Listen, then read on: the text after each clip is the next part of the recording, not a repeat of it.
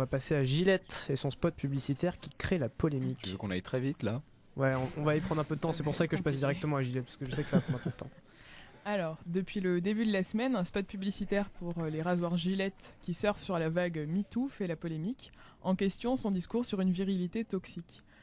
La publicité met en scène une série de situations dans lesquelles l'injonction d'une masculinité traditionnelle qui veut que les hommes soient forts en toute situation est remise en question par l'interrogation « Est-ce vraiment le meilleur qu'un homme puisse être ?» en référence au slogan de la marque « La perfection au masculin ». Donc on a une scène de harcèlement scolaire, une bagarre entre deux petits garçons, une scène où un homme met grassement la main aux fesses d'une femme ou encore un autre où un chef d'entreprise discrédite la parole de sa collègue en ayant une attitude paternaliste envers elle.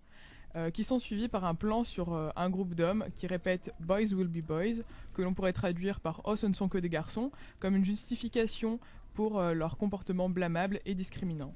Ici, la marque souhaite mettre en avant un lien de cause à effet entre un pseudo-idéal masculin qui emprisonne les hommes dans le rôle du bourrin sans cœur et leur comportement machiste. Quelque chose a changé, affirme la voix off, en référence au mouvement MeToo, avec des images d'archives à l'appui. Et les hommes ne peuvent plus continuer à donner le mauvais exemple aux garçons qui regardent. Il n'y aura pas de retour en arrière parce que nous croyons en ce qu'il y a de meilleur dans l'homme, affirme la publicité. Elle invite ainsi les hommes d'aujourd'hui à donner le bon exemple à ceux qui seront les hommes de demain. Dans la deuxième partie de la vidéo, un homme intervient pour séparer deux garçons qui se battent, un autre retient son ami sur le point d'aller draguer une passante dans la rue.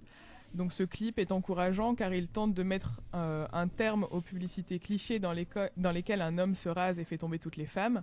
Mais est-ce qu'on peut vraiment parler, selon vous, d'une publicité engagée et féministe ? Et je voulais aussi vous demander, qu'est-ce que vous pensiez des hommes qui se sont sentis froissés par cette pub, allant jusqu'à boycotter la marque ? Est-ce que c'est compréhensible ou est-ce que c'est pas un peu excessif ? Déjà, il faut mettre en avant un truc incroyable sur cette publicité. C'est qu'en 24 heures, la publicité fait 1 million de vues sur YouTube et 90% de mentions j'aime pas. C'est énorme.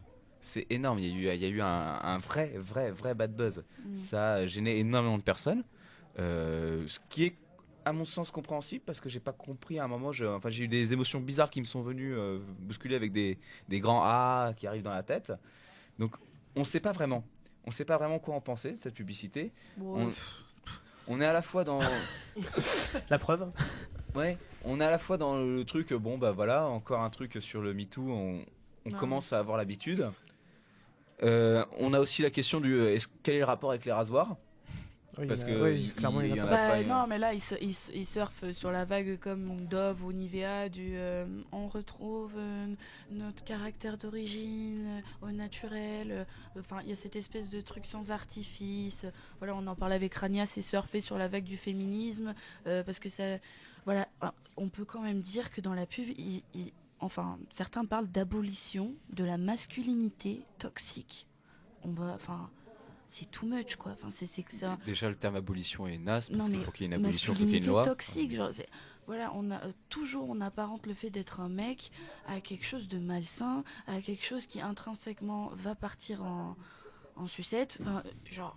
Non, je pense que dans masculinité toxique, ce dont on parle, c'est mauvaise masculinité. Exactement. C'est comment est-ce qu'on définit la masculinité. Ce qui est toxique, c'est justement cette injonction d'être un homme fort, d'être un homme, un homme qui viril, se bat. Exactement. Et du coup, c'est ce qui est toxique en fait. Concrètement, comment Gillette a justifié, c'était quoi le message qu'ils ont dit clairement vouloir faire passer en fait ? Que en gros, être un homme, c'était pas laisser son fils être violent. Enfin, c'était enseigner les bonnes valeurs. C'était enseigner des valeurs en fait, tout simplement, voilà. parce que on laissait trop. On laisse trop, aide-moi Rania, on laisse trop de laisser aller chez le comportement des garçons parce que c'est des garçons, c'est normal qu'ils se battent. Voilà. C'est des garçons, c'est normal qu'ils s'insultent. Et du coup, est-ce que c'est pas ça le problème? Oui, utiliser le féminisme pour faire c'est ça en fait. Vraiment le but c'était pas de montrer qu'ils ont des valeurs cool, machin. Ah non, mais en fait, ils ont pas du tout de valeur. D'utiliser ouais. En fait, ils jouent sur leur slogan qui était le meilleur qu'un homme puisse avoir. Ouais. Et là, ça devient le meilleur qu'un homme puisse être. Non, donc, leur slogan, c'était Gillette, la perfection au masculin. Oui. Non, mais l'autre. Oui, mais... Sinon, ça ne veut plus rien dire. Mais le problème, c'est que. Excuse-moi de t'avoir coupé.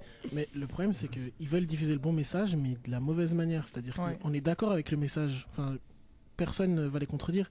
Sauf que de la manière dont ils le disent, ils sous-entendent que tous les hommes de base sont mauvais et ont une éducation perverse et totalement déplacée. Ce qui n'est pas le cas. Donc, forcément, en tant qu'homme, on est obligé de se sentir offusqué, comme n'importe quelle femme serait sentie offusquée si ça avait été une pub dans l'autre sens. Après, il y a aussi des commentaires d'hommes qui, moi, personnellement, m'ont mis un peu froid dans le dos. Sur YouTube, c'était quand même écrit... Alors, attends... C'était... Alors en fait la pub elle se termine par car les garçons d'aujourd'hui seront les hommes de demain, et le commentaire disait ah non, car les garçons d'aujourd'hui seront les femmes de demain. Donc en fait il y a vraiment des hommes qui se sont sentis blessés par le fait que Gillette dise oui, alors les hommes c'est pas des gens qui se battent, il faut leur apprendre des valeurs, tout ça. Enfin, c'est quand même dur à croire qu'en 2019, certains se cramponnent encore à l'idée qu'un homme, ça doit être juste un mec, enfin juste une personne virile, quoi. Enfin, c'est... Voilà, tu stresses un peu toute l'Amérique profonde qui se sent, c'est quoi l'idéal masculin? Qui sent justement sa masculinité. Il n'y a pas d'idéal, c'est des valeurs, des vertus de courage, de détermination, qui sont, enfin, toutes celles-ci, qui sont identiques à un idéal féminin. Enfin, c'est un idéal humain normalement. Bah non, justement, dans les faits, non. Parce que l'idéal féminin, enfin, si tu parles de valeurs féminines, personne va te dire courage, bravoure, détermination. On va te dire sois jolie et tais-toi. Ou alors on va le souligner hyper maladroitement. Je suis pas spécialement d'accord. Regarde, je te donne un exemple. Pas plus tard que hier, je suis allée chez Pull&Bear pour faire les soldes. Et donc, non mais, vous allez comprendre pourquoi. Et du coup, je rentre dans Pull&Bear. Donc à gauche, c'est pour les garçons, donc du bleu, du vert, du noir, on a l'habitude. Et à droite, les filles. Du coup, je dis on va voir chez les meufs.